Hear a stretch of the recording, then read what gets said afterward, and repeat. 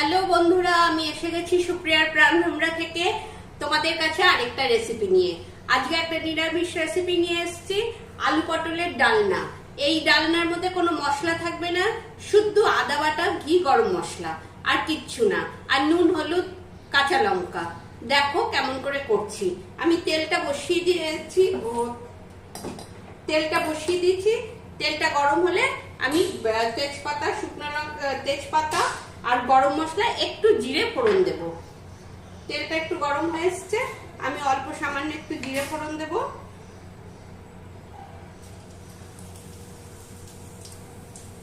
সামান্য জিরে ফোড়ন দিলাম। এইবার তেজপাতা দিয়ে দেবো। তেজপাতা একটু গরম হোক। তারপরে এলাচগুলো একটু ছিঁড়ে ছিঁড়ে দেব। এই যে এলাচগুলো একটু ছিঁড়ে ছিঁড়ে তারপরে তেলের মধ্যে দেব। দেখো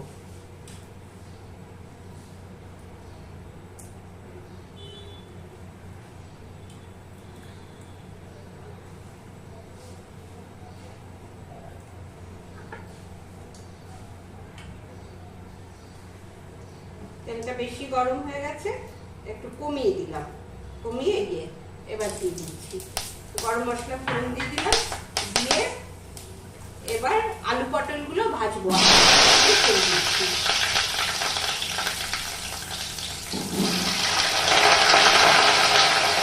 আলু পটল ছেড়ে দিচ্ছি।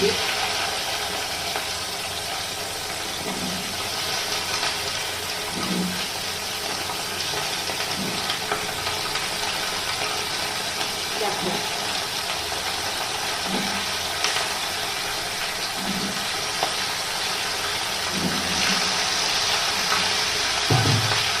একটু নুন দিয়ে দেবো। নুন দিয়ে একটু ভাজবো, ঢাকা দিয়ে দিয়ে একটু ভাজবো।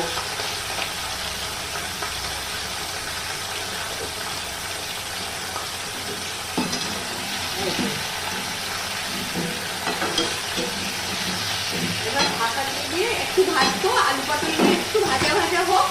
দেখো তোমরা দেখতে, এই দেখো আমার আলু পটল ভাজা হয়ে গেছে।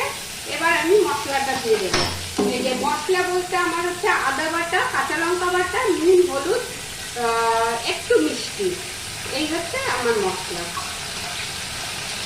এই যে এবার এই মশলাটা দিয়ে কষাবো।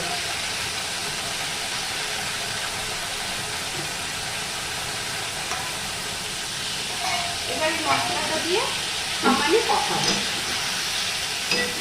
আর কিচ্ছু দেবো না। এই যে সমানে কষাবো। দেখো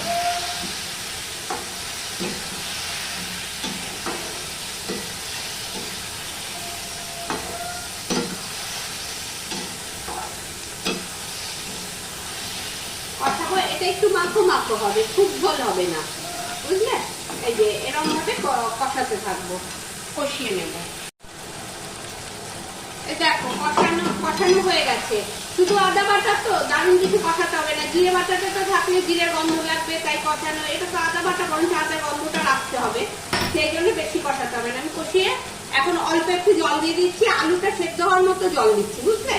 আলু পটলটা দিয়ে সেদ্ধ হয়ে গা মাখা মাখা হবে, নামাবার সময় একটু গরম মশলা দিয়ে দেবো। এই যে অল্প জল দিয়ে দিলাম। জল দিয়ে এবার ঢাকা দেবো, একটু আলু পটলগুলো একটু সেদ্ধ হবে, সেদ্ধ হোক। চলো এবার আমরা দেখি খুলে কতটা হলো। এই তো, এই দেখো, দেখেছো? এরকম গামাখা মাখা হবে, বেশি ঝোল হবে না।